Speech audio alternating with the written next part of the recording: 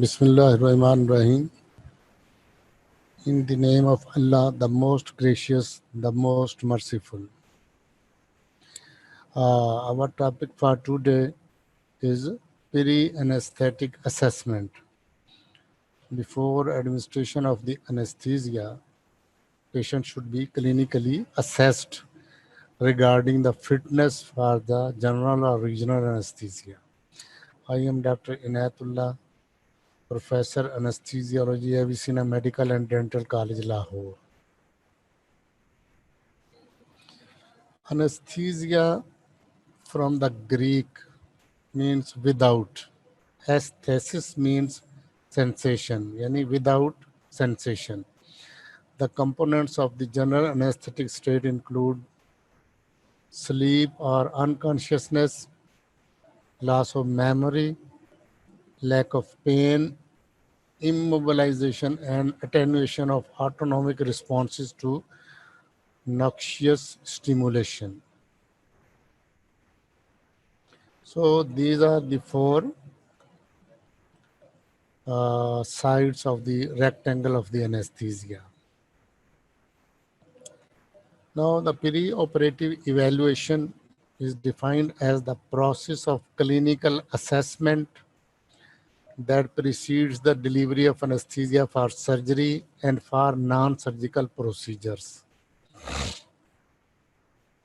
Evaluation consists of the consideration of information of the multiple sources that may include the patient's interview, medical record, physical examination of the patient, and lab findings and clinical evaluation of the patient. Now, the objectives of the pre-anesthesia assessment: doctor-patient relationship, patient data, anesthetic plan, whether the patient should be operated upon under general anesthesia or regional anesthesia, and the consent for the operation by the patient or next of kin in case of minor patients, child.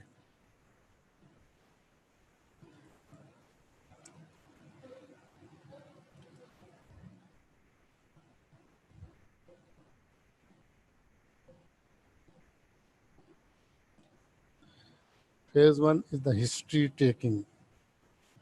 Demographic details, presenting complaint, history of present complaint or history of present illness, past medical history, especially previous anesthetic history or any history of difficult intubation or any history of allergy at that time, drug history, family history, social history, systemic inquiry regarding family problems or any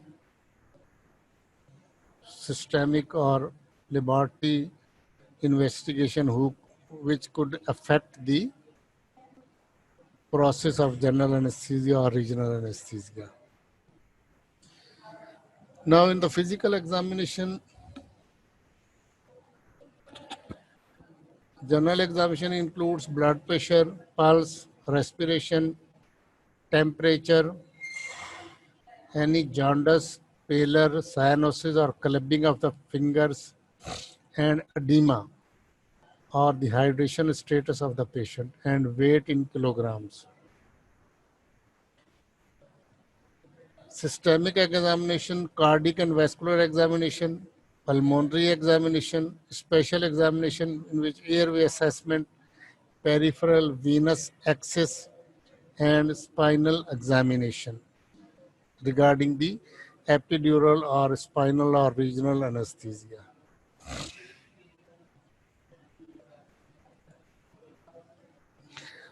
Regarding the airway assessment, incidence of difficult intubation reported to range between 0.13 to 5.9%. In case it can be predicted, and expert anesthesiologist is called for the case. Evaluation is the first step in the management of difficult intubation. If it is predicted, call the senior anesthetist. Airway classification system, Mallampati scoring and Cormack-Lehan laryngoscopic view. Both have the 4 classes. Mallampati score class 1 normal patient. Full view of the soft palate, fauces, uvula, tonsillar pillars. Class 2 soft palate, fauces, upper portion of the uvula. 3 soft palate, uvular base. In class 3, difficulty may exist during the intubation. Class 4, hard palate only is visible while opening the mouth. Patient sitting in front of you and opening the mouth and protruding the tongue out. Now the laryngoscopic view, class 1, entire glottic cavity, glottis is visible. Class 2, posterior commissure is visible. Class 3, tip of the epiglottis. Class 4, no glottic structure is seen. Soft palate and hard palate are visible.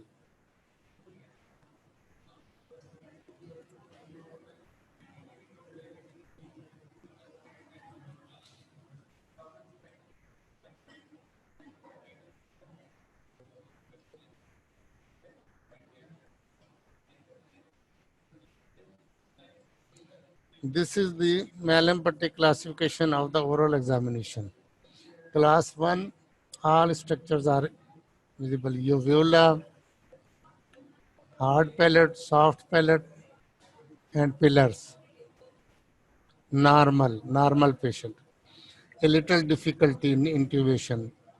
A little more difficulty during intubation. May be impossible to intubate. Or direct awake intubation may be required. Laryngoscopic view, this is a normal patient, easy to intubate with the help of maneuvering, can be intubated, difficult to intubate, very difficult to intubate. In these 2 grades, always look for the help of the senior. Mentothyroid distance, normal it is 6 centimeter in adults. If it is less than 6 centimeter, it means difficulty in intubation and laryngoscopy.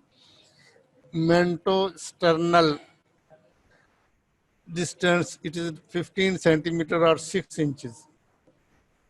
Mentohyoid distance, 3 finger breadth. Neck movement, flexion, extension of the neck, history of radiation may result in the fixation of the neck structures, and flexion extension may be difficult. So history will tell us the details. Examination of the nasal cavity, any deviation, polyp or blockage. This is the thyromental distance from the chin to the thyroid. Distance should be about 15 centimeter.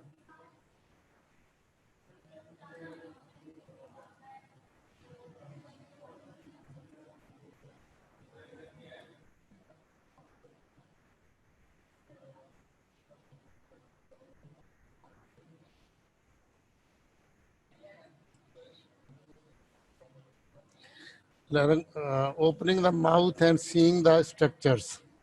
Easy to intubate, can be intubated, difficulty may be very difficult or failure to intubate in the 4th picture. Mouth opening, if it is less than 3 centimeter or 2 finger breadth, intubation may be difficult, laryngoscopy may be difficult. Limitation of the neck movement may result in difficulty intubation. Micrognathia, small chin, macroglossia, large tongue, protrusion of the teeth, short neck, and obesity. All these can result in difficulty in intubation or fail to intubation. Airway Patient can open the mouth normally, adult greater than 2 fingers width or 3 centimeters. Able to visualize at least part of the uvula and tonsillar pillars with mouth wide open and tongue out. Patient sitting. Normal chin length greater than 2 fingers width or 3 centimeter. Normal neck flexion, extension without pain and paresthesia. If there is difficulty in flexion and extension, airway examination may be difficult.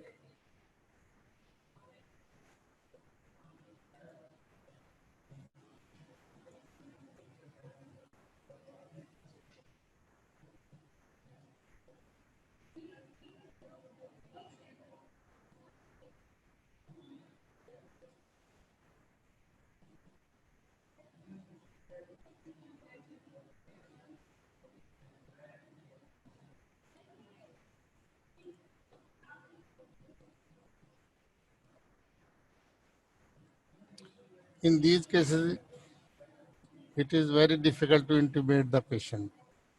Huge thyroid swelling or Wilms swelling. Difficulty due to some growth in the mouth. Large tongue or inflamed tongue. अगर रेसिस्ड चिन्ह है या small चिन्ह है या inability to open the mouth है, normally inability to visualize at least part of the uvula or tonsil with mouth open and tongue out. High arched palate है या tonsillar hypertrophy है, neck has limited range of motion, movements and low set of ears and significant obesity of the face and neck. In these cases, airway examination may be very difficult. These are the gross abnormalities. Airway assessment predictive test sensitivity 50 to 60%. Mallampati modified test, visibility of pharyngeal structures, Patel test, thyromental distance less than 6.5 centimeters, mandibular protrusion अगर नहीं है तो इसका मतलब है difficult है. Class C, inability to protrude lower incisor beyond the upper incisors. Wilson's test. Radiological assessment of the mandible and cervical spine. This is the American Society of Anesthesiologists Physical Status Classification System, ASA. ASA 1, normal healthy patient without organic, biochemical or psychiatric disease. इसमें mortality है 0.06 to 0.08%, normal patient. ASA2, mild systemic disease with no significant impact on the daily activity, जैसे mild diabetes है, controlled hypertension है या obesity है, unlikely to have an impact 0.27 to 0.4 mortality. ASA3, severe systemic illness,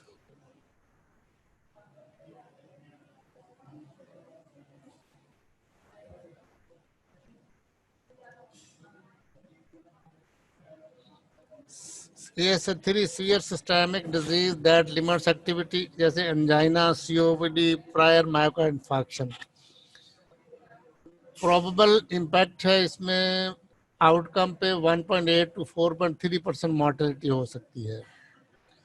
ASA4, an incapacitating disease that is a constant threat to the life. Congestive heart failure जैसे unstable angina है या renal failure है या acute myocardial infarction है, respiratory failure requiring mechanical ventilation, ये सारे ASA4 में है.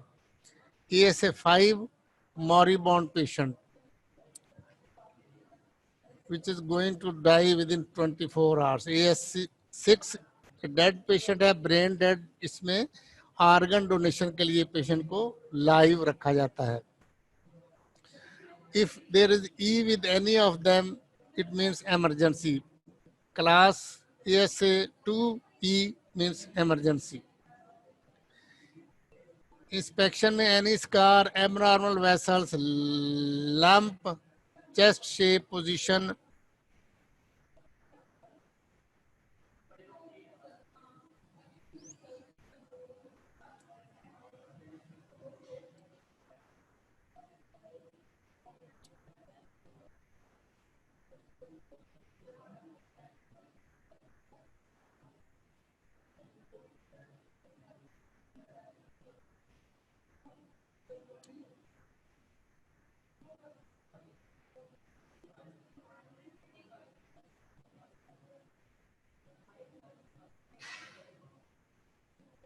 तो उसके बाद है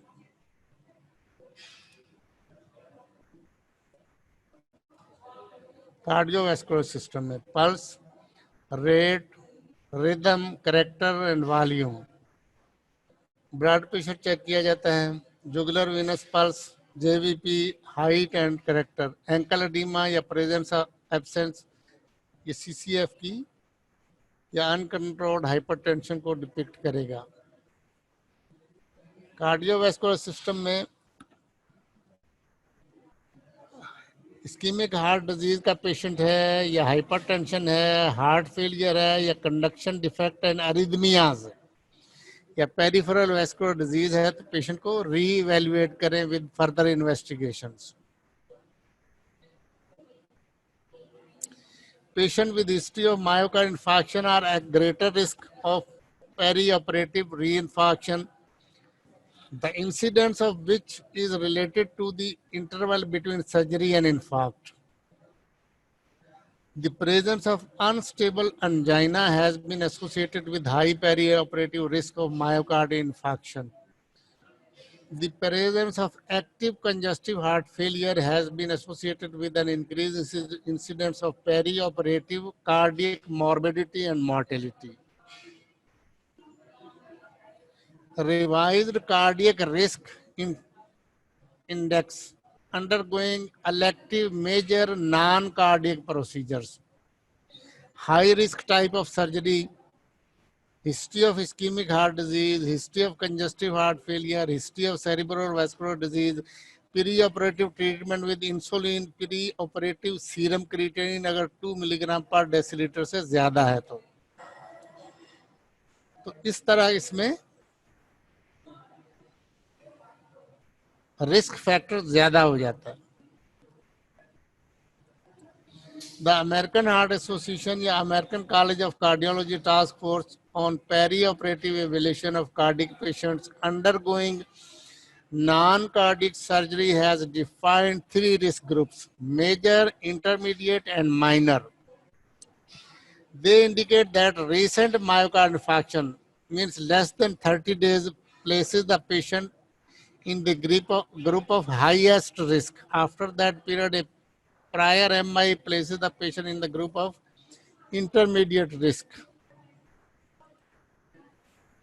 मेजर ग्रुप जो है वो रिस्क फैक्टर्स में MI, कंजस्टिव हार्ट फेलियर या diabetes mellitus, unstable coronary syndrome, ये क्या कहें रीसेंट मायोकार्ड इंफार्क्शन अगर हुआ है with evidence of important ischemic risk by clinical symptoms or non-invasive study, unstable or severe angina, decompensated congestive heart failure, significant arrhythmias and high-grade atrioventricular block. Symptomatic ventricular arrhythmia in the presence of underlying heart disease या supraventricular tachy or bradyarrhythmias. Minor risk factors में advanced age, abnormal ECG जैसे left ventricular hypertrophy, left bundle branch block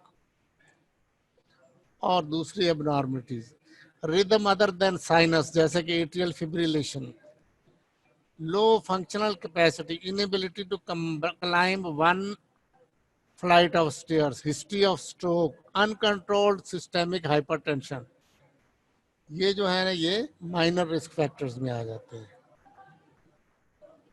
Clinical predictors of the increased incidence of perioperative cardiovascular risks. Functional capacity, perioperative cardiac and long-term risks are elevated in the patient unable to obtain 4 METs, metabolic equivalents on demand. 4 से ऊपर अगर metabolic equivalent है तो patient surgery करा सकता है. Untreated and poorly controlled hypertension may result to exaggerated cardiovascular responses during anesthesia. Both hypertension and hypotension can be precipitated, which increase the incidence for both myocardial and cerebral ischemia. Blood pressure की limits जो हैं, optimal blood pressure less than 120 systolic और less than 80 diastolic, ये है optimal blood pressure. Normal less than 130 and diastolic less than 85. High normal blood pressure है 130 to 139 systolic, 85 to 89 diastolic millimetre of mercury में. उसके बाद जो है ना वो 139 से ज्यादा सिस्टोलिक और 89 से ज्यादा डायस्टोलिक जो है ना वो हाइपरटेंशन में आएगा. Stage 1 140 to 159 systolic, 90 to 99 diastolic. Stage 2 160 to 179 systolic, 100 to 109 diastolic. Stage 3 hypertension, more than 180 systolic and more than 110 diastolic. फिर अगर 220 by 120 ब्लड प्रेशर या इससे ज्यादा है तो malignant hypertension कहलाता है.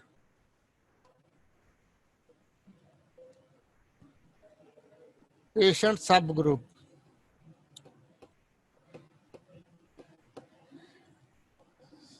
सिक्सटी ईयर्स तक या 60 ईयर्स से ज्यादा एज है तो ब्लड प्रेशर 150 से नीचे होना चाहिए सिस्टोलिक और 90 से नीचे डायस्टोलिक. 60 ईयर्स से नीचे एज है तो 140 और 85. 18 ईयर्स से ज्यादा है age with kidney chronic kidney disease तो लेस देन 140 सिस्टोलिक और लेस देन 80 85 या 90 जो है ना वो डायस्टोलिक होना चाहिए. 18 साल से ऊपर है विद डायबिटीज तो 140 से कम सिस्टोलिक होना चाहिए और 90 से कम डायस्टोलिक होना चाहिए. Aggressive treatment of blood pressure is associated with the increased reduction in long-term risks, although the effect diminishes in all but the diabetic patients. In diabetic patients, diastolic pressure is reduced to 90 millimeter of mercury. Patient with blood pressure more than 180 millimeter of mercury, systolic or 110 millimeter of mercury diastolic are prone to develop perioperative myocardial infarction, ventricular dysrhythmias and labile blood pressure range. Coronary artery disease for those patients without overt symptoms or history, the probability of coronary artery disease varies with the type and number of atherosclerotic risk factors present. Peripheral arterial disease has been associated with the hypertension in multiple studies. There is a high incidence of both silent myocardial infarction and non-silent myocardial infarction or ischemia in diabetes.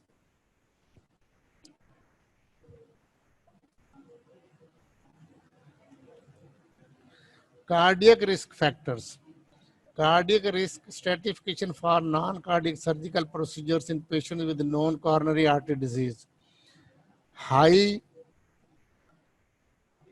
Risk factor जो है ना stratification जो high risk है यानी कि more than 5% cardiac events, emergency major operation particularly in the old age, aortic and major vascular surgery, peripheral vascular surgery, anticipated prolonged surgical procedures, associated with large fluid shifts and or blood loss.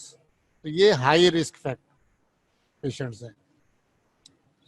Intermediate जो है ना cardiac risk generally less than 5%, carotid endarterectomy, head and neck surgery, intraperitoneal and intrathoracic surgery, orthopaedic surgery या prostate, intermediate risk group है. Low में जो है ना cardiac risk generally less than 1% है. इसमें endoscopic procedures, superficial procedures, cataract surgery and breast ambulatory procedures. Then coronary angiography, evidence of adverse outcome from non-invasive tests अगर है, या angina है unresponsive to treatment, unstable angina especially with the intermediate or high risk surgery, equivocal non-invasive test in high clinical risk patient undergoing high risk surgery, इनमें coronary angiography करा के further evaluate कर लेना चाहिए. Top 10 factors predisposing to aspiration, यानी कि ये factors हैं जो कि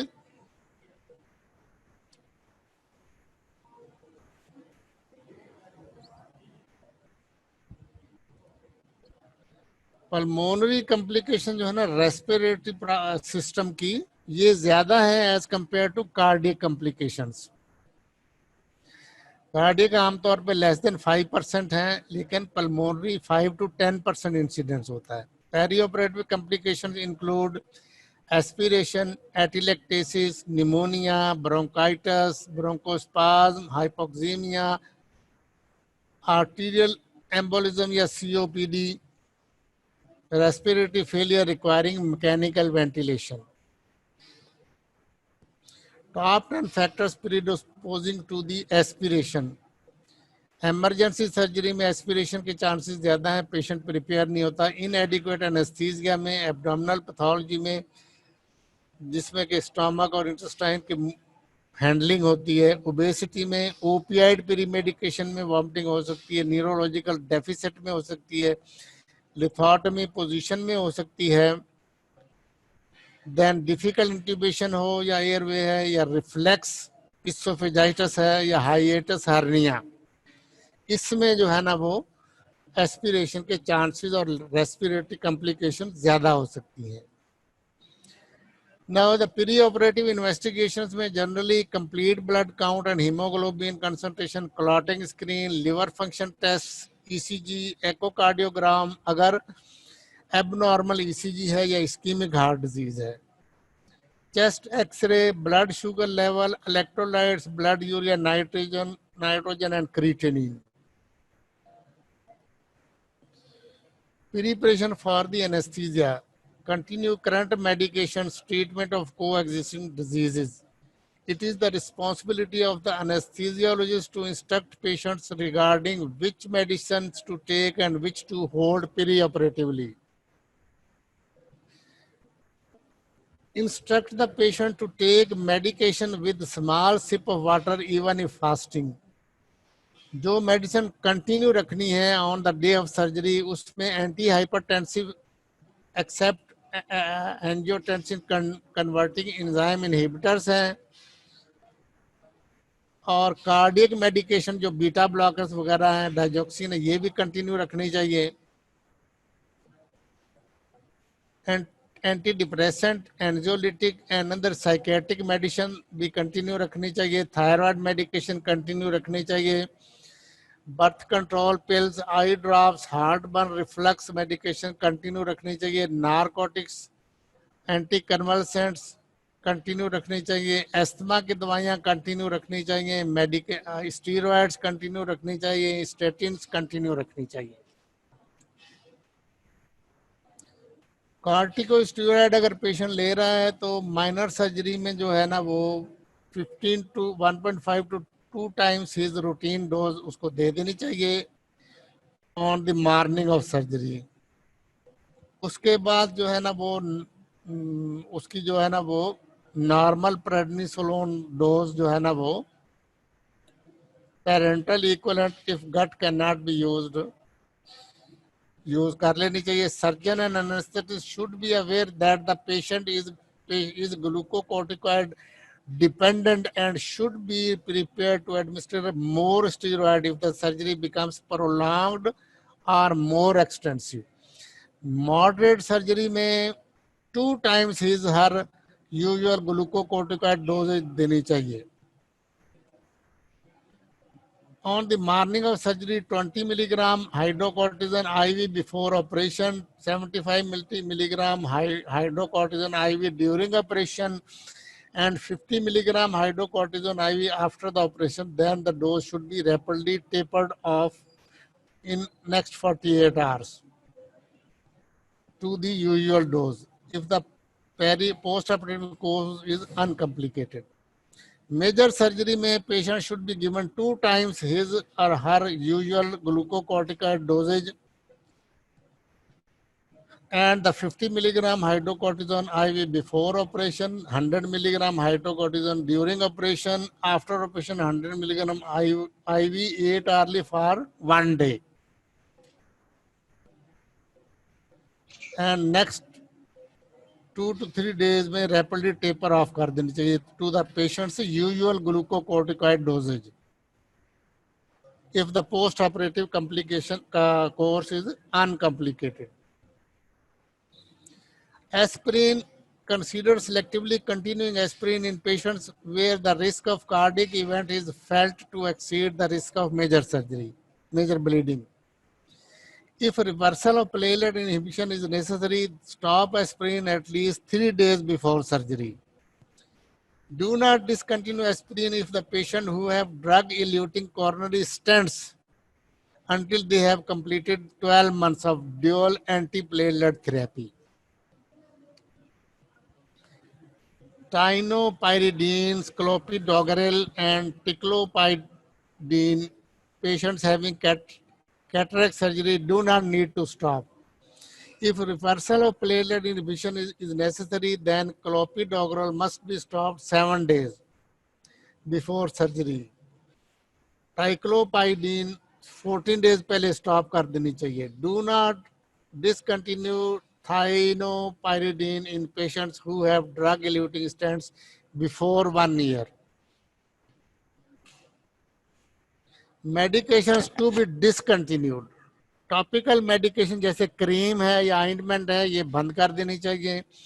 ओरल हाइपोग्लाइसेमिक एजेंट्स जो है ना वो on the day of surgery बंद करके इंसुलिन पे कर लेना चाहिए. Diuretic on the day of surgery except thiazides. Viagra बंद कर देनी चाहिए. Non steroidal anti inflammatory drugs discontinue कर दें 48 आवर्स बिफोर सर्जरी. वारफ्रीन या coumadin discontinue 4 days before surgery.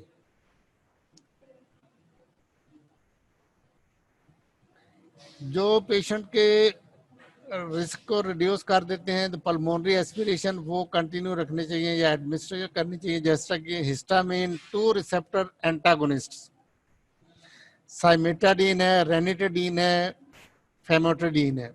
Antacid neutralise the acid in the gastric contents. Proton pump inhibitor suppress gastric acid secretion by binding proton pump of the parietal cells.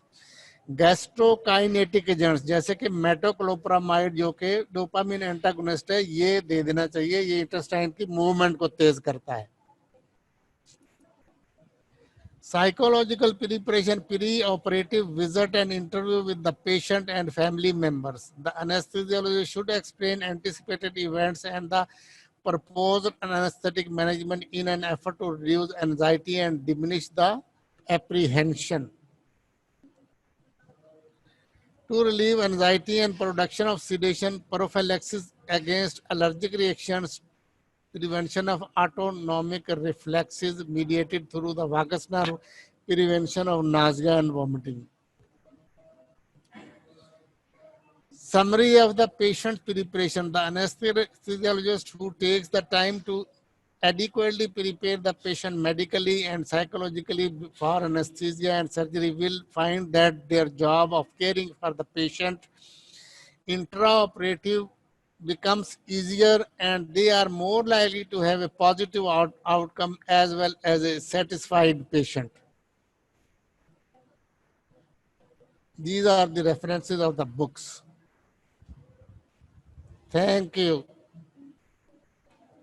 Any question?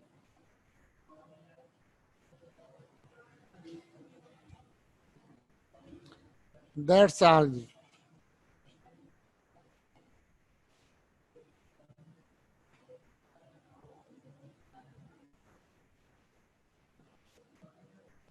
बंद कर दें इधर से।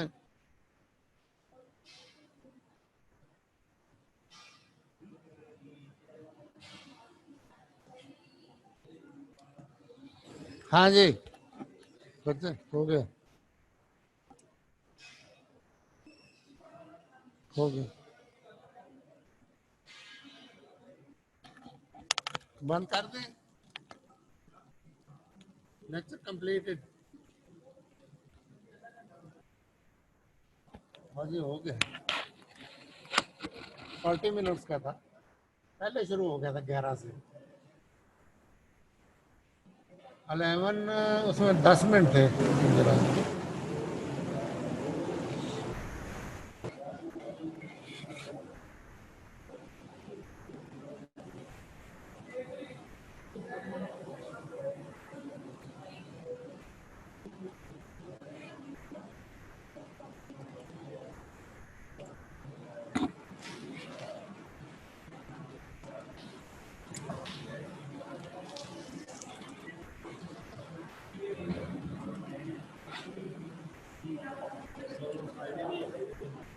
आधा घंटा 1 minute sir अच्छे करते हैं। लाइट नहीं है। हाँ जी, और फिर प्रेजेंटेशन सेव करना है। सर मैं चाह रहा हूँ अभी आधा घंटा पड़ा है लेक्चर।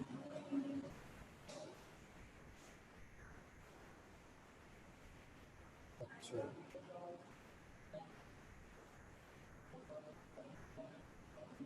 या फिर बैठने सर, हाँ? या बैठने जब टाइम होगा फिर चले जाए। हाँ, ठीक।